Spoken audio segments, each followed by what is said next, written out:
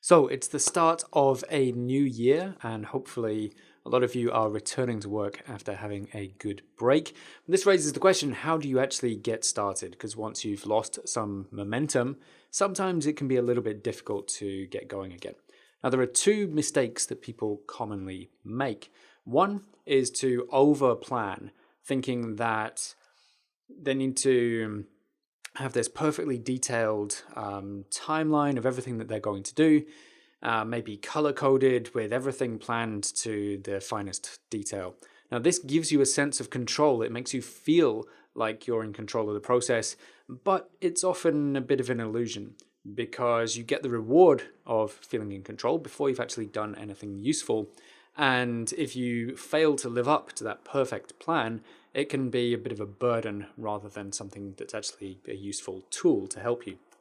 So it's better to just get moving than to spend ages coming up with a plan before you actually start. So you want to get moving, and then you can kind of figure out what you're doing as you go. The second mistake is to try to make up for lost time, especially if you've had a really long break. This just adds more pressure. It makes the task bigger, more daunting, and is likely to increase the resistance. So the goal is simply to get started again, and then maybe you can optimize and become more productive, but really it's just about getting going. Forget about the time that's lost, that's gone. Now it's just making the best use of the time that you have. So what to do? We want to start with something easy, because when you've got that resistance, when you haven't got the momentum, we want to start with something easy to reduce the barrier to getting started. One of the best ways to do this is to just go over the last thing that you did, whatever it is. So if you were writing before you took the break, then just read over the last thing that you wrote. If you were doing experiments, then read over your notes or maybe look at the data. And this gets your head back into the zone. It reminds you of all the different things that you were thinking before you took the time off.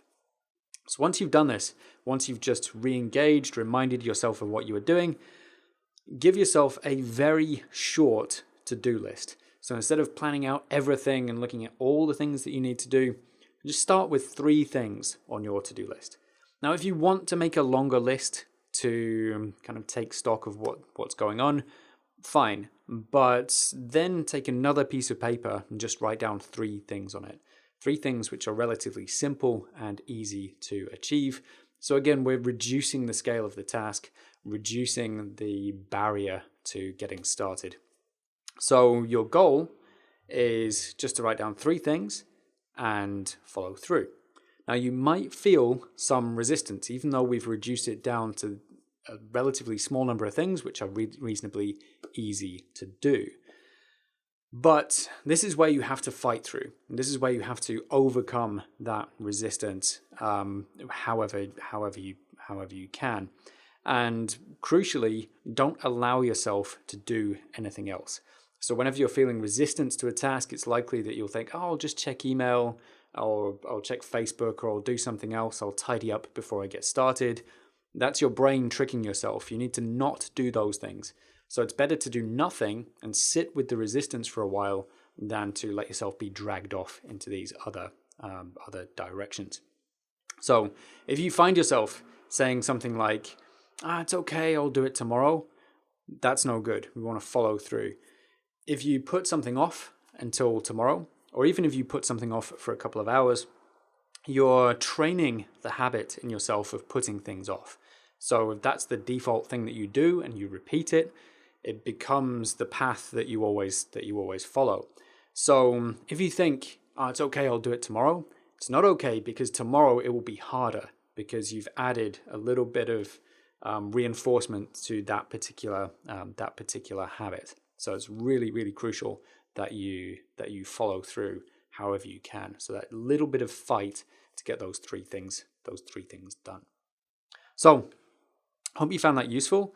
If you like this video, please give it a thumbs up on YouTube and leave a comment below, because this helps other people to find it. And if you're a first-time viewer, hit subscribe and the little bell icon so that you know when I release new videos. And also, you may want to check out my website, so jameshaytonphd.com, where I have a ton of free articles, and also the PhD Academy, which is a training and community site where we've got a number of different courses, and we also have a support community as well. So I'll put links in the description below. So that's it from me. Best of luck, and I'll see you next time.